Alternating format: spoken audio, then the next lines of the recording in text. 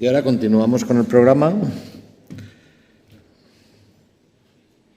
Vamos a hablar sobre la situación actual de la multiresistencia de Mycobacterium tuberculosis y nos lo va a hacer la doctora Ana Gil Brusola, que ya sabéis que es la facultativa de nuestro servicio. Está especialmente dedicada al estudio diagnóstico de las infecciones por micobacterias y nocardia y actualmente también se dedica a la secuenciación del genoma completo del SARS y de las micobacterias. Su compañero de fatiga va a ser el doctor Iñaki Comas, que sabéis que dirige la unidad de genómica de la tuberculosis en el Instituto de Biomedicina de Valencia. Es pionero en la utilización del genoma completo para entender la evolución, epidemiología y las resistencias a antibióticos en tuberculosis y también coordina un consorcio de genómica en la Comunidad Valenciana y es experto de la OMS para la implementación de la genómica en el diagnóstico de resistencias. Ha liderado también el estudio genómico del coronavirus a nivel nacional. Y luego tendremos una charla de resistencias bacterianas que nos la dará el doctor Salvador Giner Almaraz, que ya sabéis que es el jefe de sección de microbiología de nuestro servicio, responsable de las secciones de automatización, resistencias y antibioticoterapia y de la sección de sépticos.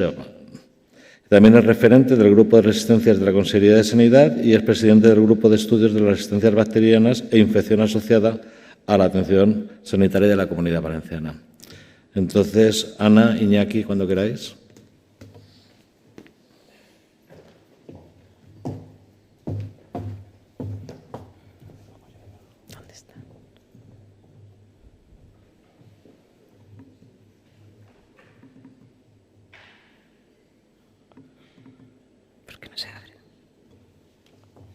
¿Consigues abrirlo tú?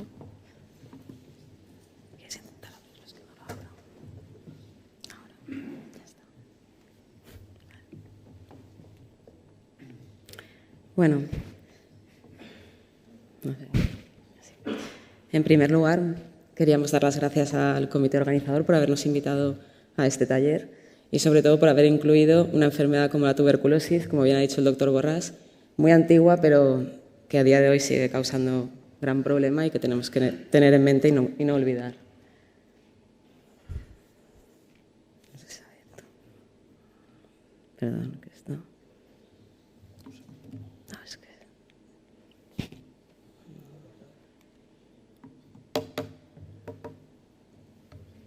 Que no se abre. No cambia. No cambia. A ver ahora.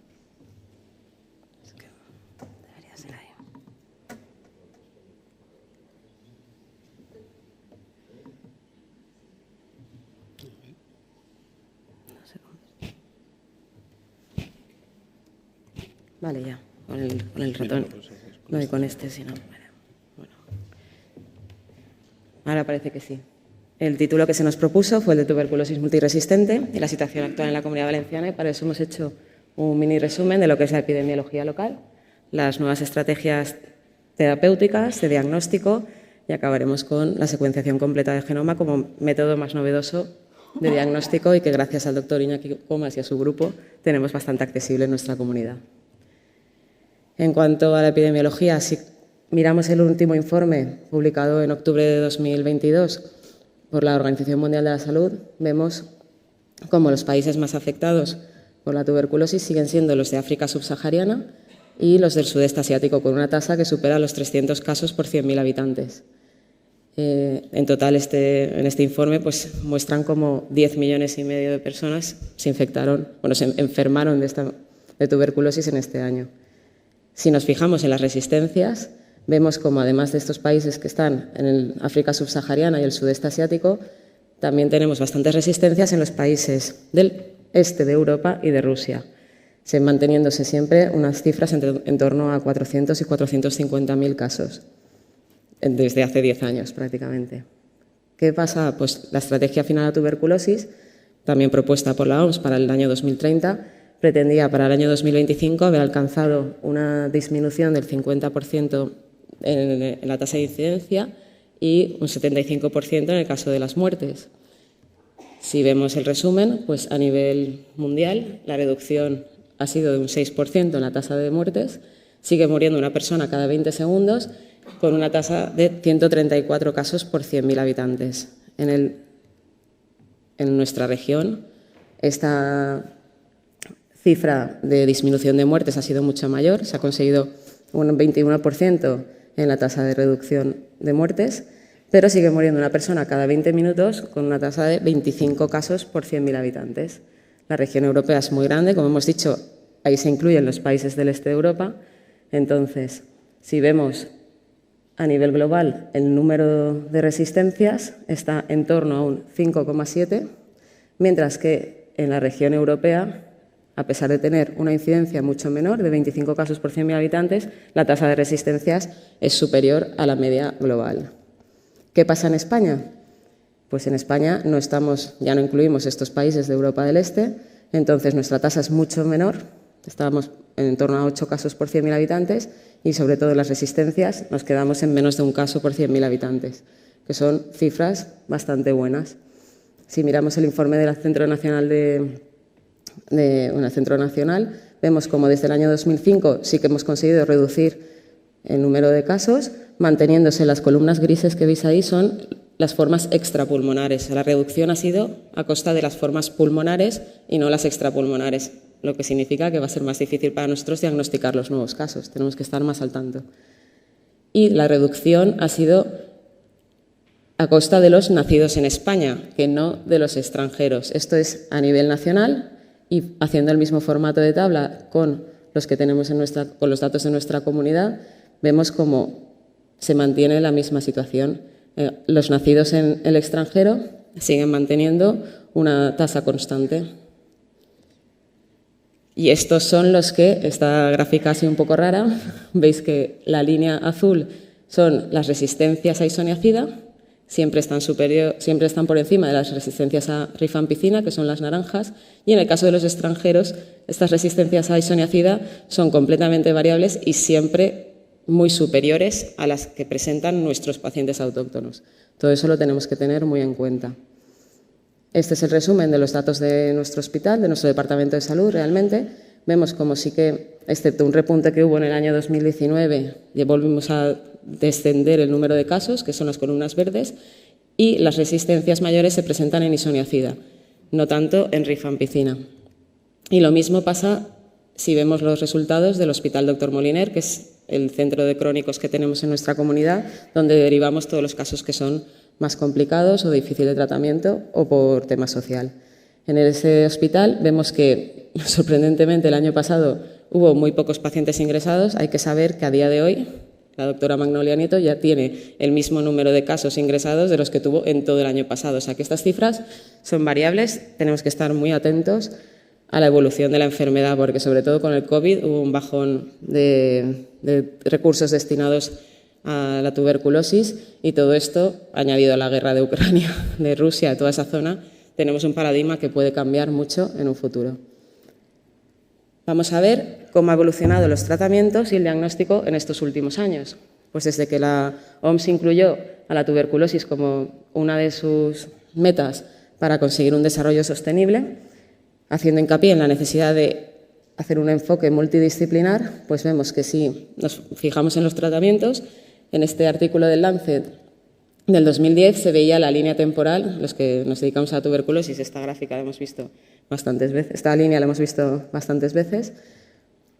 Antes, o sea, entre los años 40 y los años 60 se desarrollaron la mayoría de los fármacos que conocemos, bueno, el total de los fármacos que utilizamos ahora como primera línea, streptomicina, isoniazida, etambutol, rifampicina y piracinamida, consiguiendo reducir mucho el periodo de tratamiento de casi 2 años a 6 meses, pero desde esos años 70 o sea, había un vacío de desarrollo de nuevos fármacos. Se habían desarrollado las fluorquinolonas, pero no había ningún tratamiento específico, exclusivo para la tuberculosis. Y en este artículo ya se hacía hincapié en la necesidad de favorecer el desarrollo y facilitar la autorización de estos fármacos. Así, desde entonces, en el 2012, salió la bedaquilina, una nueva forma, de dialquinolina, una no conocida hasta entonces, y los nitroimidazoles de lamanid y posteriormente pretomanid. Estos fármacos cambiaron el paradigma. Si en el 2008 hasta el 2019 teníamos nuestra guía de tratamiento, en primer lugar, los fármacos de primera línea conocidos, isoniazida, rifampicina, etambutol y piracinamida, ponían como segunda opción, ante resistencia a los fármacos de primera línea principales, el uso de inyectables. Era un tratamiento con entre 6 y 9 fármacos, todos ellos tóxicos, bastante inyectables, hasta que surgieron las nuevas guías en el año 2019, en el que ya se formaban los 3 grupos, A, B y C, o 2, 3 y 4 de la SEPAR, en el que pasábamos de un tratamiento inyectable a un tratamiento oral con fluorquinolonas y con estos nuevos fármacos, bedaquilina y linezolid y clofazimina, que estaban previamente en un uso incierto. Todo esto cambió, ahora tenemos todo esto cambió nuestro paradigma. Las extensamente resistentes pasaban a ser aquellas resistentes a isoniazida y rifampicina con fluorquinolonas, y las extensamente resistentes, aquellas resistentes a isoniazida, rifampicina, fluorquinolonas y cualquier fármaco incluido en el grupo A de la OMS o 2 de la SEPAR, que en este momento son linezolid y bedaquilina. Solo en 3 años ha vuelto a cambiar el tratamiento, gracias a estudios como el CENIX o el TB-Practectal, en el que se ha conseguido demostrar una disminución considerable de los fracasos terapéuticos y las reacciones adversas si utilizamos un tratamiento oral con bedaquilina, pretomanid, linezolid y moxifloxacino frente al tratamiento previo de inyectables. Como segunda opción seguiremos teniendo 9 meses de tratamiento oral con 3 fármacos del grupo A y un fármaco del grupo B, y ya quedan en desuso los aminoglucósidos inyectables y amoxicilina clavulánico para lo que es el tratamiento de las resistencias actualmente. ¿Qué pasa en nuestra comunidad? Pues tenemos estos fármacos disponibles, no son fáciles de conseguir, pero sí que están disponibles. Siempre aconsejaremos buscar a expertos, ya sea de neumología interna, de enfermedades infecciosas, para poder acceder y tratar a estos pacientes. Es muy difícil tratarlos uno mismo, buscad a expertos. Y, si no, siempre queda el Hospital Dr. Moliner, en el que la doctora Magnolia Nieto ha tenido que tratar a la mayoría de nuestros pacientes resistentes y que probablemente sepa cómo hacerlo. Todo esto, ¿qué pasa a nivel nuestro de microbiología y de diagnóstico? Pues nuestro paradigma diagnóstico ha cambiado completamente. La OMS en el 2021 publicó sus guías de tratamiento, sus guías diagnósticas para la tuberculosis, en las que hacía hincapié en la necesidad de, además del estudio fenotípico en medio de Millit, de Middlebrook, la necesidad de detectar las mutaciones asociadas a resistencia a los fármacos de primera línea. ¿Cuáles son? En esta letra pequeña que pone aquí abajo, pues comenta que son productos específicos, o sea, son unas guías en las que te dice la marca de la casa comercial, que eso no es lo habitual. Normalmente se indica una forma de detección, pero no la casa comercial. Bueno, en estas te dice la casa comercial y en un futuro harán unas guías sin especificar las casas. Entre ellas, que sepamos, están las más comunes, las más conocidas, el Expert con su cartucho RIF Ultra, que ya ha desbancado a su rifampicina previo, en el que detecta el complejo tuberculosis con mutaciones asociadas que confieren resistencia a rifampicina, acepta un mayor volumen en su cámara y además detecta 2 secuencias de inserción, con lo cual hace que en menos de 1 hora y media tenga una sensibilidad mayor y detecta hasta unas 12 unidades formadoras de colonias por mililitro.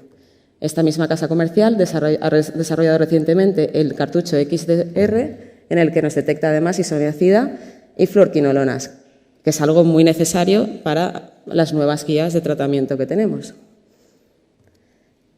En esta misma guía nos menciona las plataformas automatizadas, Abbott, BDMAX, Fluorotype o Cobas, que son todo plataformas que detectan las mutaciones más comunes asociadas, que confieren resistencia a rifampicina e isoniazida, pero tienen que ser mutaciones englobadas en los codones que detectan estas plataformas. En el caso de rifampicina, esos que veis ahí. En el caso de isoniazida, mutaciones en el gen CATG, que confiere CMI elevada, y en el promotor de gen INHA, que confieren CMIs bajas. Para saber si estas herramientas son útiles o no en nuestros laboratorios, pues nosotros hicimos una revisión y sí que vimos que las 10 cepas resistentes a rifampicina presentaban mutaciones en esos codones. Veis que hay 2 nomenclaturas, una es la propia de Mycobacterium tuberculosis y la otra de coli, pero las plataformas comerciales tienen la de Escherichia coli por defecto. En el caso de isoniazida, Las 7 que teníamos con precursor de INHA estaban incluidas en estas plataformas y las 7 que teníamos asociadas a CAT-G también. Había alguna, que veis ahí, 1SER94ALA, no estaba englobada y ese caso nos lo comentará ahora el doctor Iñaki Comas. Y también pudimos comprobar cómo las CMIs se correspondían una CMI elevada en el caso de CAT-G y en una CMI disminuida en el caso de INHA. Además de estas plataformas, pues mencionan hibridación por sondas, que sí que nos permiten también detectar mutaciones asociadas a resistencia a fluoroquinolonas, muy útiles en las guías nuevas, etambutol y aminoglucósidos que ya están en desuso. Bueno, el etambutol no está en desuso, pero no son mutaciones muy precisas, como ahora nos comentará el doctor Iñaki Comas. Y nosotros tenemos otra plataforma que no he mencionado, que es el Aniplex, que nos ha funcionado muy bien estos últimos 10 años y que también detecta mutaciones tanto a primera como segunda línea, que es lo que necesitamos a día de hoy para poder dar consejos a los clínicos para el tratamiento. ¿Qué pasa? Que todos estos nuevos fármacos que he mencionado, bedaquilina, pretomanid, delamanid, nosotros no tenemos ninguna herramienta a día de hoy. Entonces, ahora nos comentará el doctor Iñaki Comas la parte de secuenciación. Gracias, Ana. Gracias por la invitación. Y efectivamente, en paralelo, nosotros como programa de investigación, pero que poco a poco está llegando cada vez más, como muchos de vosotros y vosotras sabéis, a la clínica, llevamos la secuenciación genómica de aislados de la Comunidad Valenciana desde hace ya casi 10 años.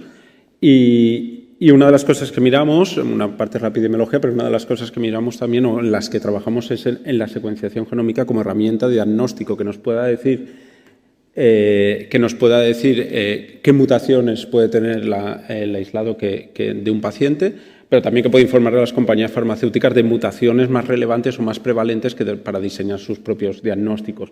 ¿Cómo se consigue eso? Pues básicamente, aunque se ha hecho de muchas maneras diferentes, lo que se hace generalmente es poner juntas colecciones de aislados de todo el mundo que tengan la información de sensibilidad y en paralelo la secuenciación genómica, y después por análisis estadístico puedes intentar encontrar mutaciones asociadas entre una resistencia y su mutación. Obviamente, cuanto más grande es esta colección, más posibilidades hay, y lo que tenemos son catálogos de mutaciones, un poco como ha pasado durante mucho tiempo con el VIH, ¿no? Pero claro, con las bacterias es más complicado porque el genoma es mucho más grande, ¿no? Y ese catálogo nos permite hacer vigilancia de resistencias desde el genoma y nos permite también hacer diagnóstico. Y aquí podéis ver cómo diferentes estudios han usado diferentes catálogos, pero bueno, más o menos muchos de ellos solapantes, por lo menos en términos de mutaciones asociadas a isoniazida y rifampicina, y podéis ver cómo desde el genoma, usando el genoma, la sensibilidad y la especificidad para rifampicina y isoniazida es muy alta con estos catálogos. Es también bastante alta para etambutol, piracinamida, aunque tienen sus propios problemas, incluso problemas de cultivo. Aquí tenemos que los dos estándares no son estándar realmente, como veremos después. Y bastante buena también para fluoroquinolonas o para inyectables, aunque las inyectables, como hemos visto, poco a poco van a perder importancia en los tratamientos. ¿Cómo de buenas son? En este estudio que he destacado, aquí se analizan 10.000 aislados de todo el mundo con su perfil de resistencias, se compara con el genoma y se compara con la predicción genómica. Si bien no todas las resistencias se pueden predecir bien desde el genoma, lo que sí que se predice muy bien es si un aislado que estás analizando su genoma es pansusceptible, si es muy poco probable que lleve una resistencia. Y esto se hace muy bien, solo un 2% de predicciones fallan, que además es un poco el mismo porcentaje de error que la técnica de cultivo, por tanto no especialmente diferente.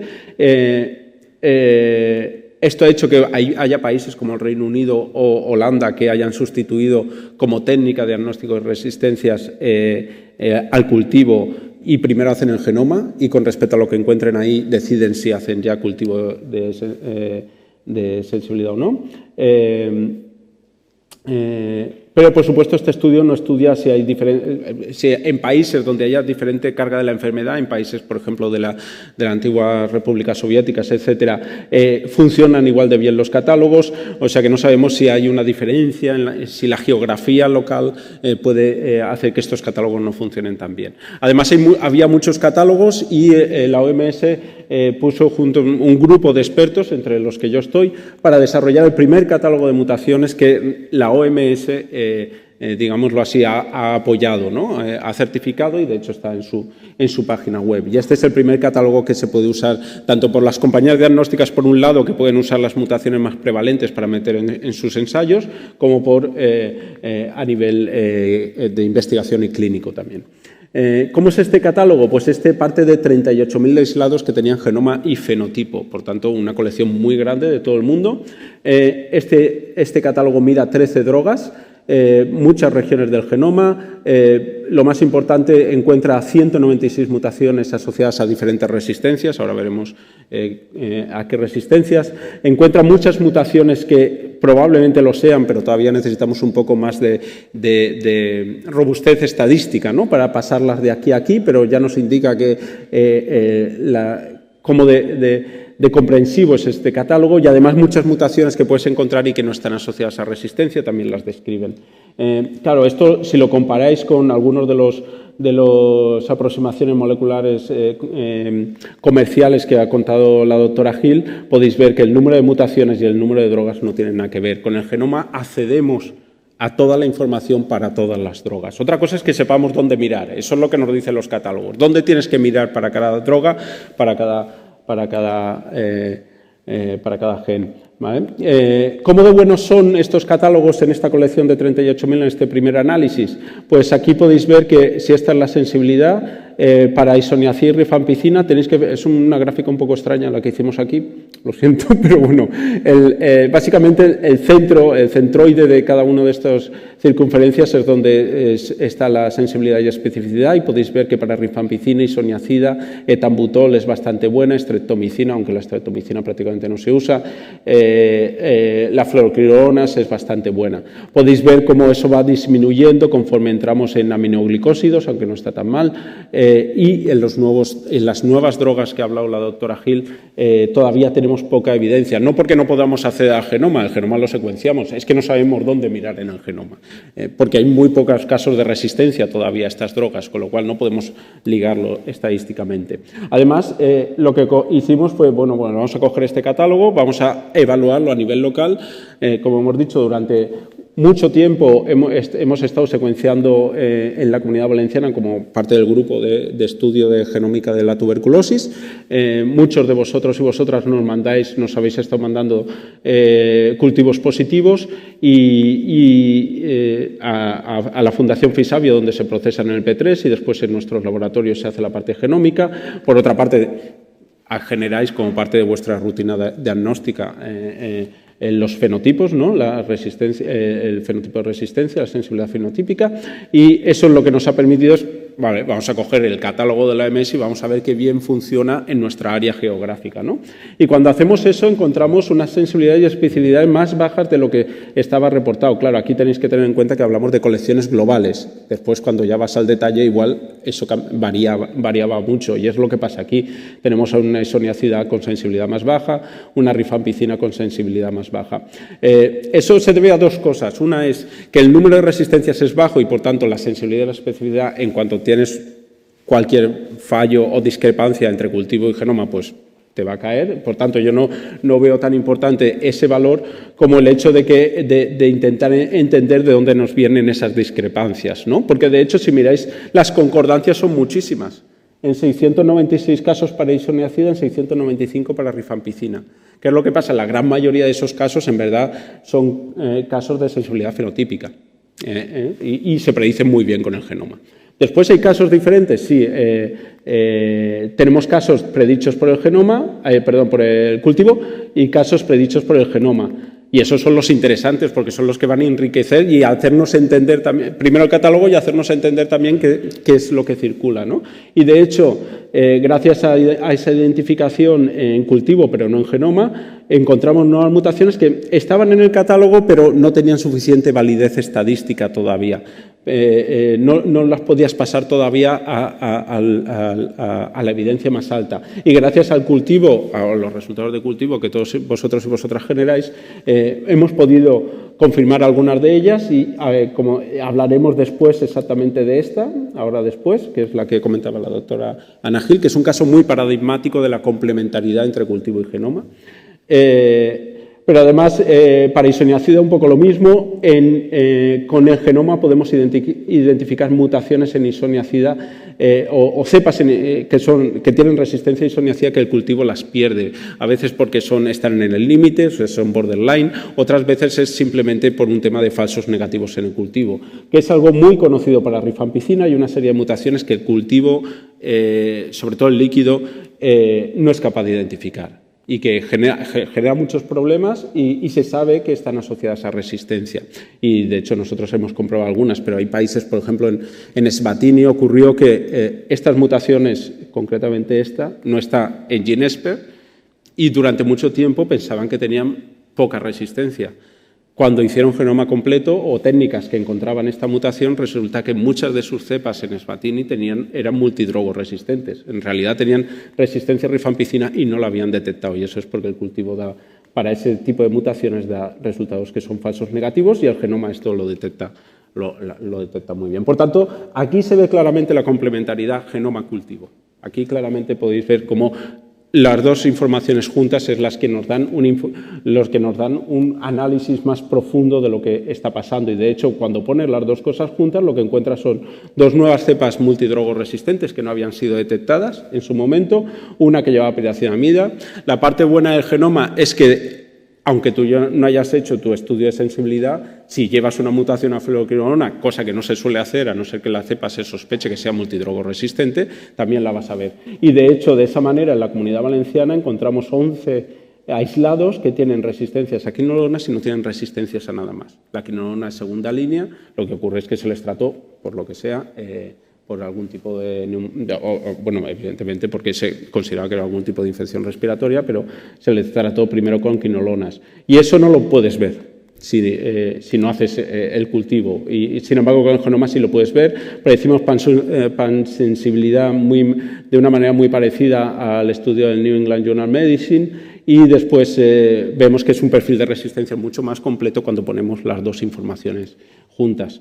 Y, de hecho, como decía, esta mutación en concreto es paradigmática, es una mutación que es muy prevalente en nuestra comunidad y que, sin embargo, en el catálogo de la OMS pues, no es tan frecuente. Si miramos los datos de la doctora Gil, aquí en la Comunidad Valenciana, es muy difícil de identificar como resistente o como una mutación que pueda dar resistencia a isoniazida porque en sus datos tiene 5 casos resistentes y 13 sensibles, por tanto nos da un resultado que es inconsistente en el cultivo. En el catálogo de la OMS, si buscamos casos, hay 16 resistentes, 16 sensibles, otra vez resultado inconsistente, o sea, son casos, casos donde está la mutación y que han reportado la información fenotípica, lo mismo, muy parecido a lo que vemos nosotros, inconsistente. Sin embargo, la doctora Gil persiguió esta mutación y la encontró, la siguió y haciendo microdilución en la FE y después también en nuestro laboratorio, es una mutación que da resistencia a isoniazida, pero en el límite, una borderline mutation. Entonces, claro, los sistemas automatizados a veces van para un lado, a veces van para el otro, muy parecido a esa que os he contado de rifampicina, ¿vale? Por tanto, era muy difícil de identificar. Ahora está identificada. Por supuesto, lo importante es cuál es el impacto clínico epidemiológico. Por una parte, tenemos que es una mutación, por lo menos en nuestra área, importante. Está asociada, de hecho, a un brote bastante grande, no sé si lo pone aquí, 22 casos llevan esta mutación, muchos de ellos en el Hospital La Fe, pero también hay casos que vienen de algún otro hospital. Y cuando hemos mirado en una colección mucho más grande que tenemos en el laboratorio de todo el mundo, hay hasta 200 casos con esta mutación. Y lo que ocurre es que muchas veces lo que vemos en esos 200 casos no es que esté la mutación sola, es que después encuentras que llevan una mutación adicional de alta resistencia a isoniazida. Lo que creemos es que esta mutación lo que está haciendo es facilitar la adquisición de una resistencia a isoniazida mucho más alta, sobre todo en los países donde el tratamiento no funciona muy bien o no se sigue muy bien. Y lo que vemos son, por tanto, es un poco una mutación facilitadora, si queréis, ¿no? O de transición hacia una resistencia mayor.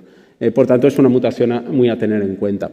Por supuesto, si volvemos otra vez al catálogo de la OMS, tiene muchos problemas y tiene muchos problemas cuando lo comparamos con los regímenes que justamente ha hablado la doctora Gil, ¿no? Ahora estamos con tratamientos totalmente orales para segunda línea, vamos a tratamientos parecidos para primera también, en los que, por supuesto, sobre todo la bedaquilina, pero probablemente el linezolid van a formar parte muy importante de primera y de segunda línea en todos los futuros tratamientos de tuberculosis. La predicción desde el genoma, ya podéis ver que de momento es mala, pero es que tampoco hay un cultivo estandarizado, ni tampoco hay un acceso a las drogas especialmente fácil.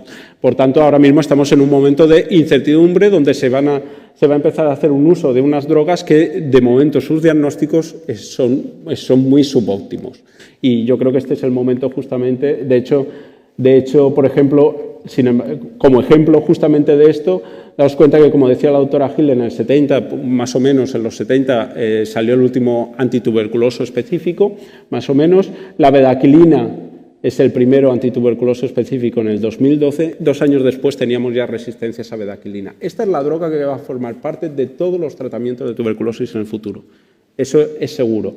Y ya solo 2 años después ya teníamos resistencias. Por tanto, nuestra labor o nuestro deber es preservar estas nuevas drogas y que no pase lo que ha pasado anteriormente con la isoniazida, con la rifampicina y con otras drogas. Y yo creo que por eso ahora más que nunca yo creo que esta retroalimentación entre vuestros resultados y nuestros resultados y el poder después además investigarlos en el caso de que aparezcan mutaciones que son especialmente dificultosas, yo creo que es muy importante tanto para mejorar estos catálogos, que es importante porque los catálogos lo que te permiten sobre todo es acortar a veces el tiempo. Tú puedes secuenciar directamente el MEGIT en cuanto tienes un cultivo positivo y predecir. Por tanto, para muchos casos es importante tener esos catálogos. Para las compañías diagnósticas es muy importante tener esos catálogos y su prevalencia para decidir qué meten o no meten en un cartucho de ESPER. El cartucho de ESPER nuevo de multiresistencias llevan inyectables que ahora justamente no nos interesan ya tanto. Por tanto, es importante darles esa información y también es importante el diagnóstico más certero, todo lo certero que se pueda dentro de nuestra área. Y nada, esto, como digo antes y siempre agradezco, es un consorcio donde han trabajado y nos mandan aislados desde hace 10 años hospitales de toda la Comunidad Valenciana. Si no estáis aquí o se os ha olvidado mandarme, por favor, mandarme más cultivos, que estamos muy contentos. Nosotros cogemos todos los cultivos que nos mandéis y hacemos informes a petición a cada uno de los hospitales, identificando mutaciones e intentando interpretarlas para que puedan tener una información más completa o complementar su información de laboratorio. Y nada, por mi parte, gracias al grupo de Genómica y supongo que por la parte de Ana, gracias a su servicio. Muchas gracias a todos y todas.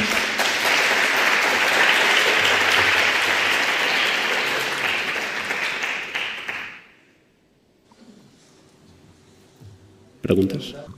En base a la resistencia que la cogemos por secuenciación del genoma y no la cogemos por los métodos habituales que utilizamos, en este caso de la isoniazida, ¿qué ha pasado luego con el paciente?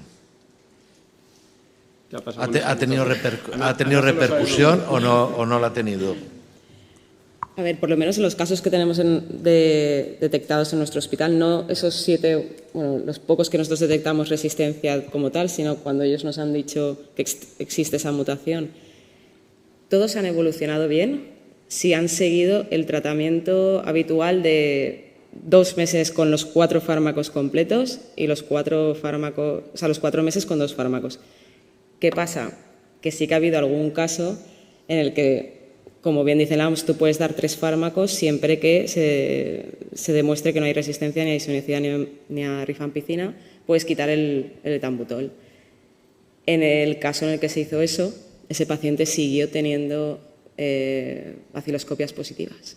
Y no fue hasta que fue a hasta que les informamos de que existía una CMI de 0,12 que podía estar relacionada con esa mutación, le volvieron a incorporar el etambutol y entonces sí que evolucionó bien. O sea, que es muy importante, por lo menos en nuestra área ahora, mantener los 4 fármacos los 2 primeros meses, por lo menos lo que hemos visto en los nuestras. Sí, eso en parte también es, claro, los catálogos son basados, y justamente lo que la doctora decía es, los catálogos no incorporan cuál es el resultado del tratamiento y, por tanto, lo que nos dicen es, o predicen es la resistencia o no. Yo creo que esto en el futuro tenemos que ir también a incorporar, por lo menos para aquellas que haya evidencia, cuál es realmente el curso clínico de estas mutaciones, sobre todo aquellas que no están tan claras.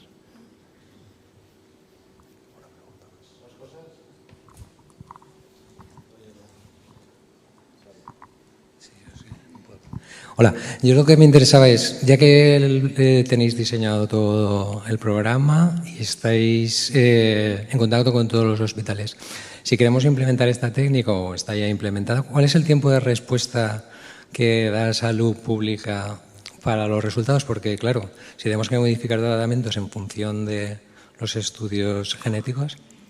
Pues el tema es que nosotros estamos ahora mismo en la investigación, porque somos un grupo de investigación, por tanto, nosotros lo único que podemos hacer ahora mismo, porque la financiación de la secuenciación viene de proyectos competitivos que conseguimos, que además no son específicamente para esto, sino para entender la transmisión, etcétera, etcétera. Lo único que hacemos ahora es, si algún hospital nos contacta, intentamos darle prioridad, tanto en el P3 y después en la secuenciación. Y, claro, si tuvieras gente dedicada solo a eso, pero evidentemente no puedes tener solo dedicada a tuberculosis, pero bueno, en el ideal de tener una persona por microorganismo, si tuvieras gente dedicada a todo eso, en menos de una semana tienes ese resultado desde el cultivo. Y yo creo que eso es importante. O sea, ahora mismo trabajamos con genoma desde cultivo. A diferencia de GeneSpert, por ejemplo, que te puede dar un resultado que te da un resultado desde la muestra clínica, el genoma de momento lo hacemos desde cultivo, aunque hemos desarrollado, pero todavía tenemos falta de sensibilidad, técnicas de secuenciar el genoma directamente del esputo. Y eso sería, evidentemente, mucho más rápido porque no tienes que esperar a un primer cultivo positivo. Pero aún así, bueno, pues dentro de eso, y si tuvieras esa posibilidad, desde que tienes el cultivo, en una semana tienes un resultado. Bueno, en primer lugar, felicitaros porque yo no es un tema que toque habitualmente. Me ha parecido una presentación súper interesante. Iñaki ya sabe que nosotros desde Vallebrón tenemos una relación muy estrecha y mis facultativos vienen a aprender con él temas de secuenciación. Mi pregunta era, ¿estáis trabajando con técnicas de inteligencia artificial que predigan a partir de los datos del genoma o que nos acerquen a una especie de antibiograma predictivo que se adecue a lo que ocurre aquí, ya que tenéis tantos datos de la epidemiología local, además? Pues mira, nosotros específicamente no, nuestra colaboradora en Boston sí, porque además se dedica precisamente a ese tipo de cosas y precisamente eso es lo que queremos hacer, es la predicción del antibiograma con técnicas y de hecho ella ha desarrollado y ha publicado, parece que funciona bastante bien. Ella es la encargada del análisis de los datos de la OMS, de hecho, y trabajamos codo con codo. De hecho, mi estudiante acaba de estar allí, o sea que sí, vamos hacia eso. Gracias. Nos cortamos ya. Muchísimas gracias. Gracias.